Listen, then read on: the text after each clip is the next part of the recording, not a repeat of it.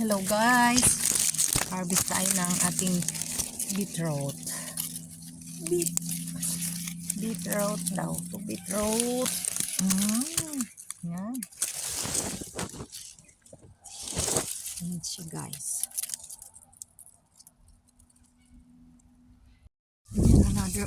Another harvest to.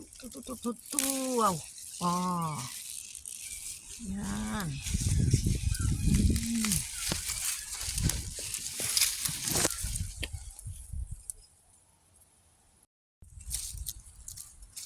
So, yan yung mga pananim ko guys. Mga pananim namin.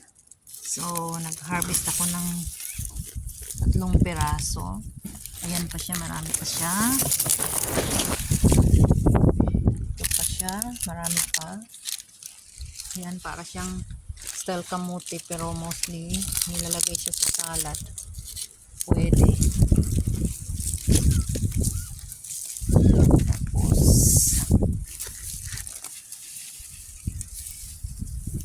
ito naman yung aking kamatis na na-harvest ko na nung nakaraan.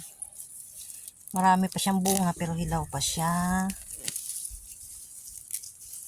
Mainit.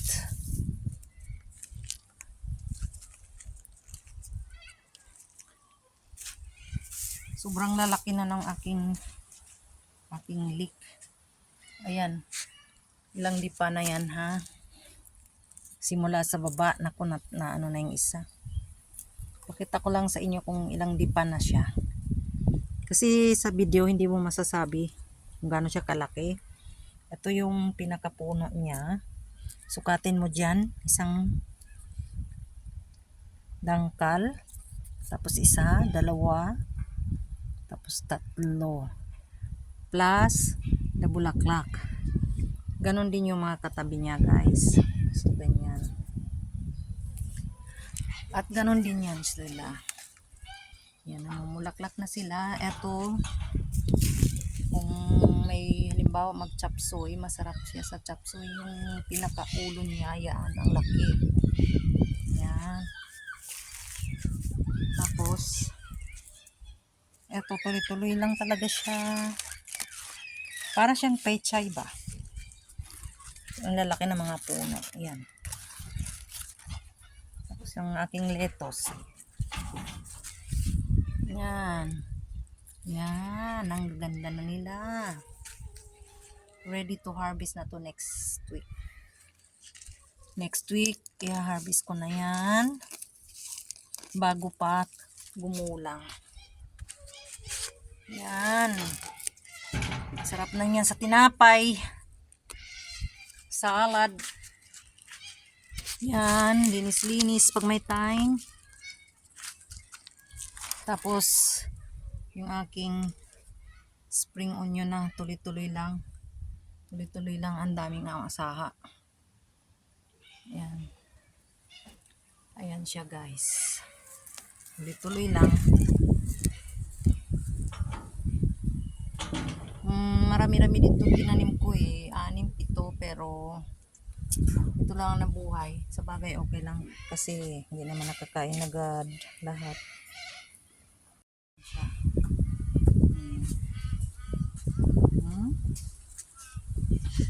Yung isa kong na-harvest na ano ba to, lettuce, nabuhay siya ulit sakit ng damo nila dito. So ayan siya, nabubuhay siya ulit. Mata.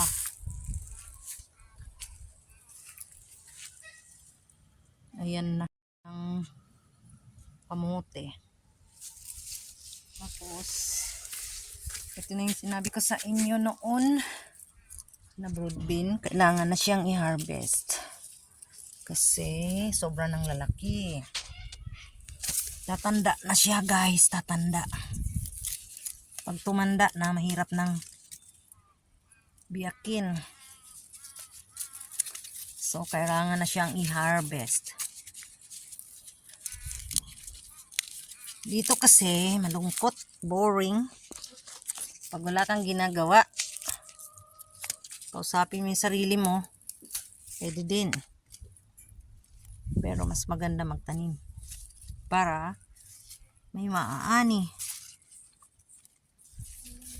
So ayan siya, ang lalaki niya. Ayan. Simula na siyang maano. Kailangan na siyang i-harvest agay. Sakit ng dampot kong damo. Tapos, saan pa ba? Yan. Yan.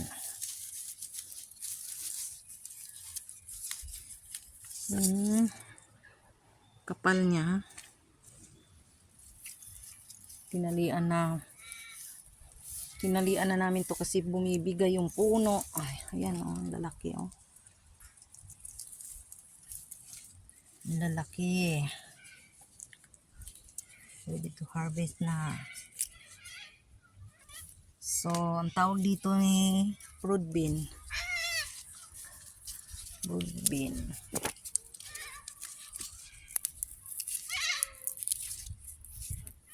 Pag na-harvest to, marami na to.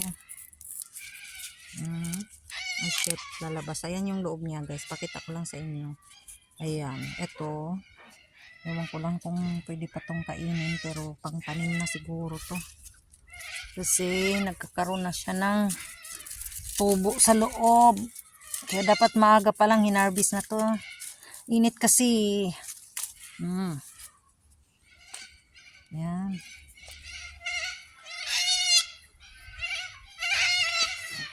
Naririnig niyo yung mga mga uwak sa atin, mga crow. So ayan siya, broad bean. Bibiakin natin siya. Ang tataba ng tanim ko guys. Tanim namin, taba. So ayan muna sa ngayon. Maya pakita ko pag tuloy-tuloy pag harvest. Sobrang init guys. Ito yung kamote.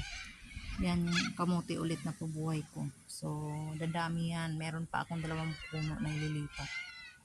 So ayan.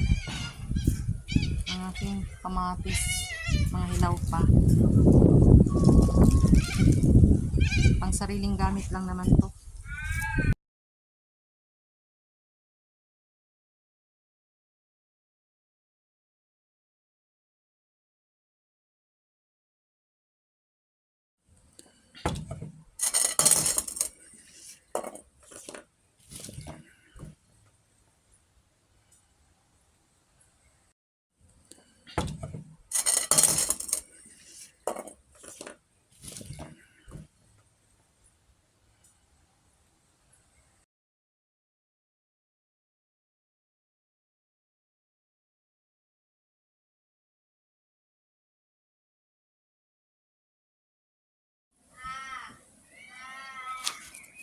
Ayan siya guys.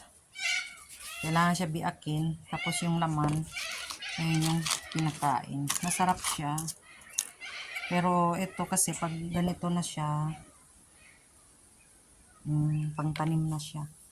So, malamang ito tatanim ngayon susunod na taon. Yan guys, yan muna. Tapos, ayan. Marami pang i-harvest. So, that's for now. Salamat sa panonood. God bless.